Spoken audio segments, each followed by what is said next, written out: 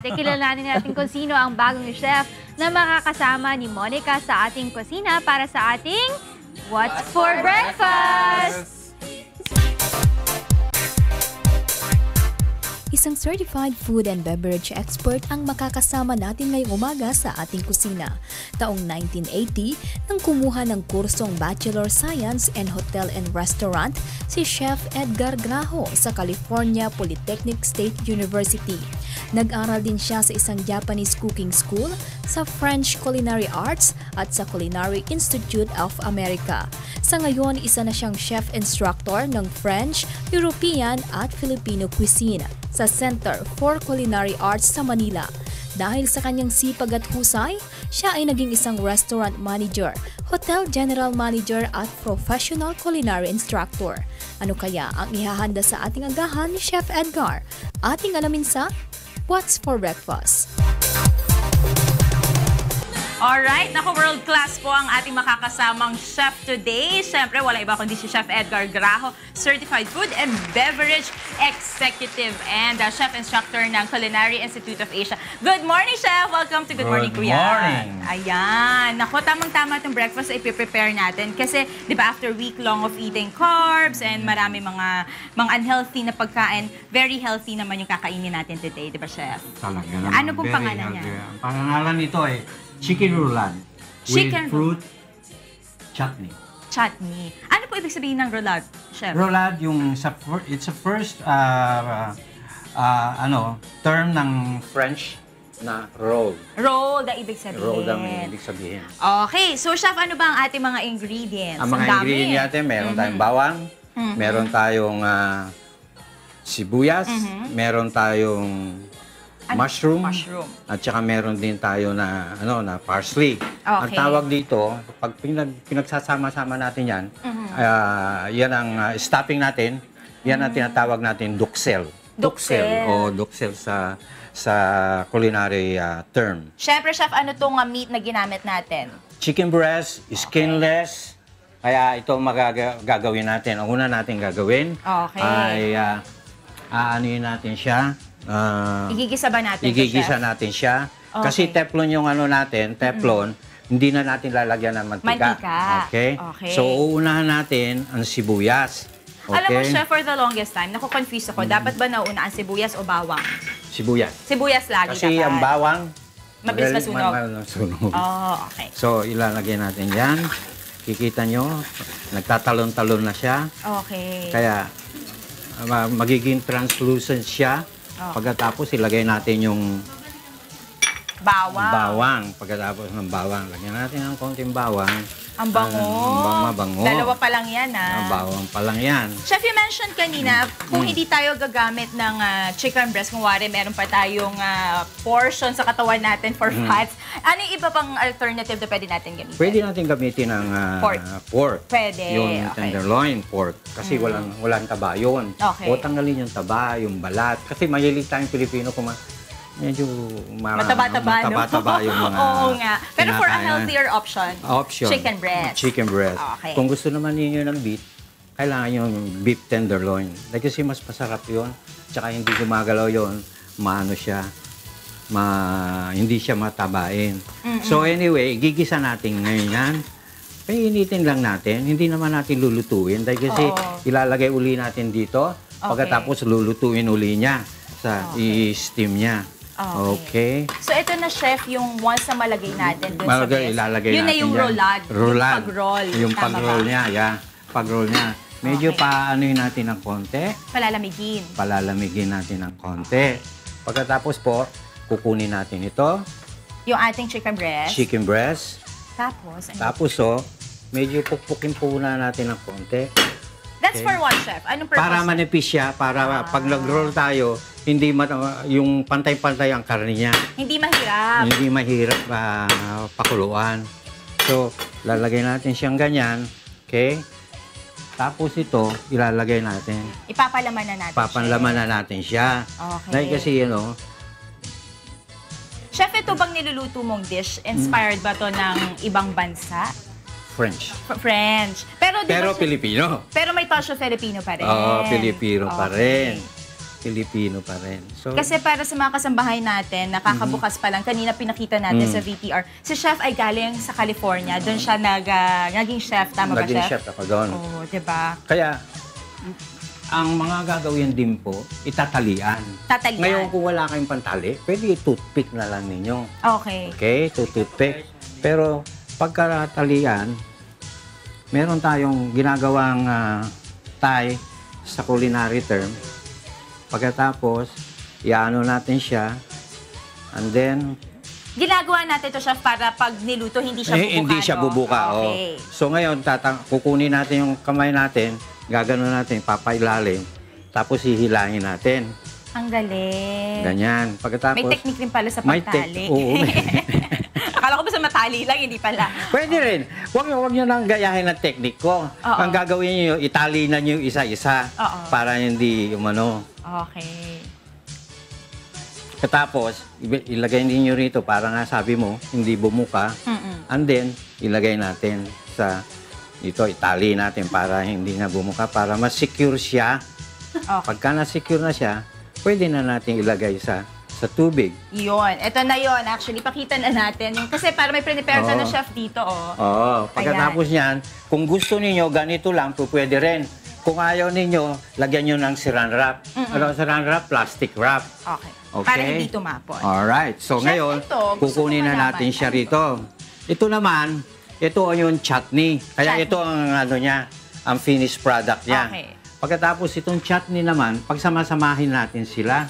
Ang Itong chutney, parang side dish siya nung Side dish, yeah. main course para may natin. lasa ito. Dahil kasi ang chicken, bland eh. Bland Medyo ang ano bland. niya, medyo bland siya. Oh, and nakita ko kanina parang hindi natin masyado Oo, nilagyan ng ganun. pepper or salt. Oo, kaya pag halu-haluin na niya, pakuluin, i-reduce ninyo, lagyan niyo ho ng asukal at saka suka.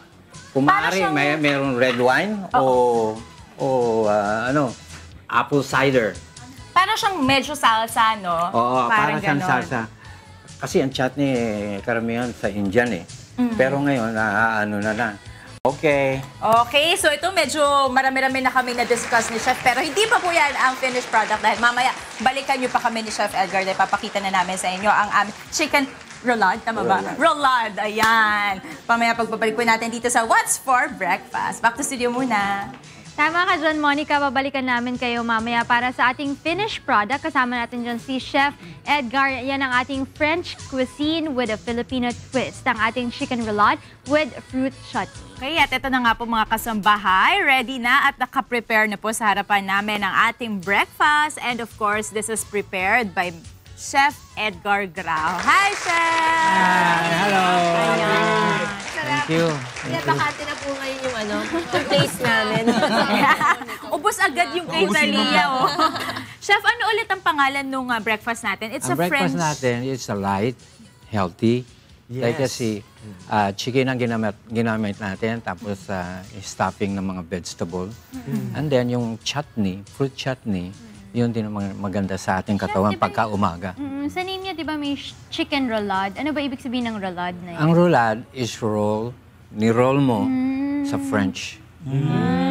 Kaya nakikinig karamihan ng mga kanina, no? chef, pagkatatawagin nila, roulade. Para merong sexy na konti. May twist. Chef, ano yung dressing na ginamit ho ninyo sa bar? May dressing ako, yun ay tinatawag natin mango coulis. Okay. Wala yun, natural lang yun. Nireduce nyo lang yung mango. Oo, yun ano natin, In its own blender lang juices. natin. Okay. Wala nang halo, wala nang ano. Simple lang. Kayang-kaya nang gawin ng mga tao sa bayan, sa bahay. Kasi, Chef, medyo kakaiba to for a breakfast, no? What inspired you to make this para sa breakfast namin ngayong umaga? dahil kasi alam nyo, pagka nag-buffet kayo sa mga hotel dito, isinisilbi nila salad. Yeah, Yes, oo nga. lagi. Diba? Palagi may salad. Sa Amerika, hindi ganyan eh. Correct. Hindi ganyan, bacon, Yeah. bread, ham, no. So I said, well, bakit hindi ko na lang breakfast salad? Nga. Kaya gawin natin sa breakfast salad. Kaya yun ang ginawa ko. Nilagyan ko ng salad at saka yung fruit. Dahil kasi fruit, kailangan natin ng fruit sa ating body to to replenish whatever we need in our body. Napakasarap, chef eh. Sa bahay niyo ba ganyan kayo lagi mag-serve ng breakfast? Tsaka saan kayo nakatira? Laging chicken roulade. Hindi naman. Paiba-iba. Yung frutas, kung minsan, magluluto ako ng oatmeal. Magluluto ako ng oatmeal, tapos maghiwa-hiwa ako ng fresh fruit. Ewan ko kung dito. Dahil kasi kung minsan, pagka ayaw na namin gumawa o magluto, punta lang kami sa McDonald's. McDonald's, meron silang healthy breakfast. Ewan ko dito kung meron, Endorser pero po kailangan ba gawin nila. Chef, ano ba specialty mo? Ano pong specialty nyo na cuisine? Ang cuisine ko California. Dahil kasi sa California ako lumaki, doon ako nag-aral, doon ako nag-ano. So, ang sabi nila, ano ba ang California cuisine? Ang California cuisine is in season. Kung ano yung available, yun ang lulutuin. Tapos meron din silang mga twist na gagayahin nila yung mga sa Europe, sa Asia. Kasi ang California, para siyang nandoon na lahat ng mga tao eh. Oo. May tanong si Doktora. Hindi, joke na. Nahiya naman ako. Sige, wag ka na mahiya. Nagawa ba siya ng California, Maki? California, Mahi. Sushi. My favorite. Joke lang. Chef Edgar, tanong ko, no? Kasi medyo na-curious ako dun sa greens na nilagay ninyo. Okay. Ano po yung mga greens na yan? Yung Kasi mga- ang sarap nung lasa nga, very refreshing sa taste, pati sa hininga masarap. Masarap po talaga yan. Pagkatapos ninyo nang kumain, yung hininga ninyo, Mabango. na mabango. Pwedeng at saka- mag-kiss. Oo. Ang unang-una niya, nagpapabangan sa inyo, yung basil. Okay. Basil leaves. So, may basil leaves yan. Kasi herb salad yan eh. Herb salad, may kamatis kayo, may rocket arugula. Nakita nyo yung arugula na mapait-pait siya. Yun. Tapos yung red cabbage. Red cabbage sa mga bitter ng konti yan kaysa doon sa ano. So merong hindi matamis, hindi kundi naglalaro sila. So, and then, pag kinombine mo yung different tastes, parang you come up with a really complement. appetizing. Magkukombinasyon talaga sila. Oo. Kanina may ginawa si chef dun sa parang side dish natin, yung parang salsa dun sa gilid. Parang yung mga fruits niluto niya sa vinegar, di ba, chef? Yeah. oo. Bakit po natin kailangan gawin yun, chef? Para... Kasi, kuminsan, ang chicken, kuminsan walang lasa yan eh. Yeah, Medyo medyo walang bland. lasa yan. Kaya pagka kinain nyo yung chicken, tapos kumuha kayo ng chutney. Ang chutney matamis na tawag doon sa suka. Maasim. Maasim yung maasim. Kaya yin-yang kung tawagin yun. Naglalaro yung pagkaasim at saka pagka-sweet. Tayong Pilipino, mahilig tayo sa sweet. Medyo sa sweet side ko nilagay para makain ng mga bata. Okay. O yan. Yes. Actually, nakita ko, medyo ni-research ko kanina yung calories niya para sa mga health conscious. Wow. Pero ang nakuha ko lang actually is the Chicken. poached chicken. Okay. Yes, it's roughly around 150 calories lang. Okay. So very healthy talaga. Tama ka naman. Ayan. tama ka Kasi meron naman, tayong mga pumatak. ibang herbs na nilagay. So yung calories sa atin nasa, ayan chef, nasa Wow. Okay. 181 po. Tapos yung fat natin is 5 grams. Cholesterol is 62 milligrams. Sodium, 700 milligrams. Potassium, 256 milligrams. Carbohydrate, 3 grams. At ang protein ay 28 protein. grams. Magaling. Magaling pala yung nagawa ko. Thank you pag sa research. Kaming chef, hindi namin inaano yan eh. Ang inaano lang namin, yung portion, yung lasa, at saka yung tingin. Yung kailangan pagkatingin. Pagka tinignan mo yung isang putahe, kailangan very colorful siya. Doon na lang mabubusog ka na. Kasi nasi-stimulate na rin yung appetite And center. chef, Correct. And chef, I have to compliment you sa iyong plating. Napakaganda ng Napakaganda. plating. Very Very classy, 5-star. Correct. 5-star hotel. Well, Dapat naman, kahit na nasa bahay kayo, medyo lagyan yung arte para sa anak ninyo, sa Para sister mo, appetizing. o sa Para girlfriend ganun mo. kumain. Pero gano'ng katagal mo i-prepare pagka ganyan Ay, kaganda? napakadali ho yan. Napakadali. Yung chutney, you can cook it ahead of time. Kasi stock mo na lang. Oo, lagay mo na sa freezer. Ganon din yung roulade. I Gumawa ka ng roulade, madali lang. Tapos freezer na. I-flat mo, i-freezer mo. Tapos, ngayon, roulade tayo ngayon. Itagalin mo sa freezer. So basically, painit. the shopping na lang po yung ano. Yung mga paghihiwa-hiwa. Oo, para yun umabot na lang. bago makapasok yung mga bata sa eskwelahan. Totoo po, totoo po.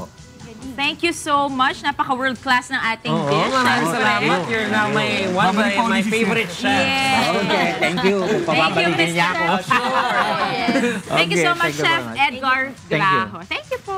Thank you. Wait, tanongin Thank natin, you for Chef. having Chef, me. saan kayo Yes. makukontak para sa mga gustong hire ng services ninyo? Meron akong may number ako kung gusto nyo contact. Kasi meron kaming itinayo na kasi nahihirapan po kami na kami mga chef na galing sa ibang bansa na hindi namin maintindihan ng TESDA. Huwag luto tayo kaya magagaling. Okay.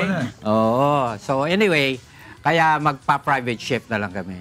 Kaya maaari kami magturo Ayun, sa yung bahay. contact number. Pwede kami magturo sa isang Kukunin na ito para kampanya. Sara. Yung mga namin. May papaturo daw po kami ni Rina. Oh, all the time. Give me a call. And next week, makakasama ka namin ulit, Chef, di ba? Narinig ko kanina. Tama ba? Yay! Sa Tuesday ata. Papasok ako niyan. Take note, ha? Take note. Friday daw. Friday, okay. Okay. Thank you so much again. Thank you for having me. Thank you, Chef.